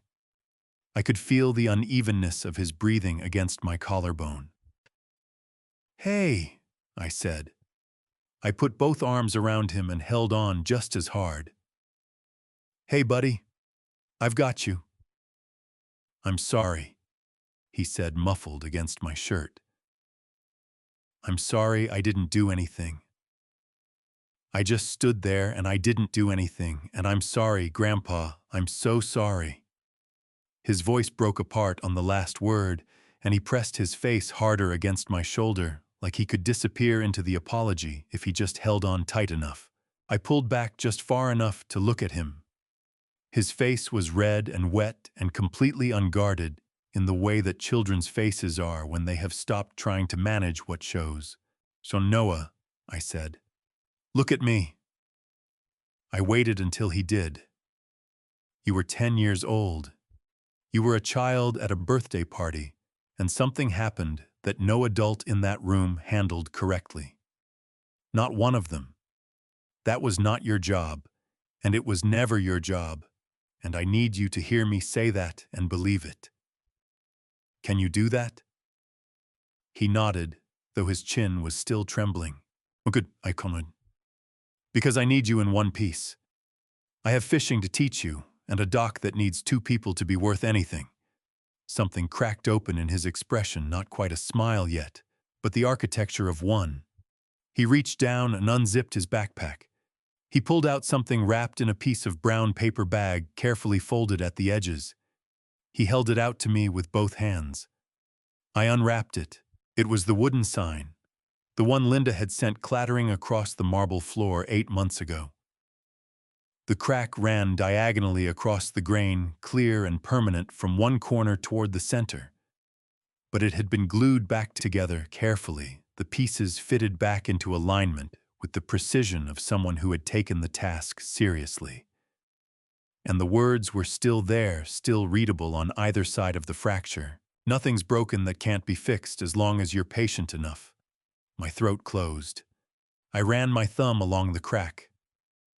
"I couldn't make it go away," Noah said. His voice was smaller now, uncertain. "I tried. But the crack is still there. Is it still okay?" I looked at the sign for a long moment. Then I looked at him. "It's better than okay," I said. "The crack means it's been through something real. That doesn't take away its value, Noah. It adds to it." He thought about that.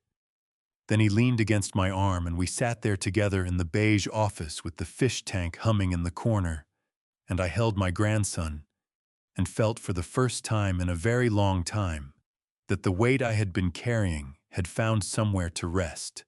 We went fishing the following Saturday on the dock at Lake Geneva in the early summer light. I hung the sign in my workshop that evening on the wall above the workbench, where I could see it from anywhere in the room. The crack ran straight and clear through the middle of it. Then I picked up my tools and got back to work. People ask me what I learned from all of this. I learned that family drama revenge is never what you imagine. What you feel when it is over is not victory. It is exhaustion, and then slowly something closer to peace. I spent 40 years believing that loving my son meant absorbing whatever he did with that love. I was wrong. Kindness without boundaries is not kindness. It is permission. Do not make my mistake. Do not wait until someone has taken 42 things from you before you decide you are worth protecting. God has a way of placing people in your path who are carrying more than they should carry alone. Raymond Maria Louise Douglas. Pay attention to them. It costs nothing to notice someone who needs to be seen. This is what Family Stories Revenge taught me. Dignity is not given. It is kept. Or it is taken back. And this is my opinion plainly stated. Silence is not patience. Silence is just silence. The people who love you deserve better than a version of you that has been slowly erased. If this story of family drama revenge stayed with you, drop a comment and tell me which moment hit you hardest. Share it with someone who needs it. Subscribe so you never miss what comes next. Thank you for staying until the very end. Upcoming stories contain fictional elements built for reflection and education. If that is not for you, step away, find what feeds your soul, and return when you are ready.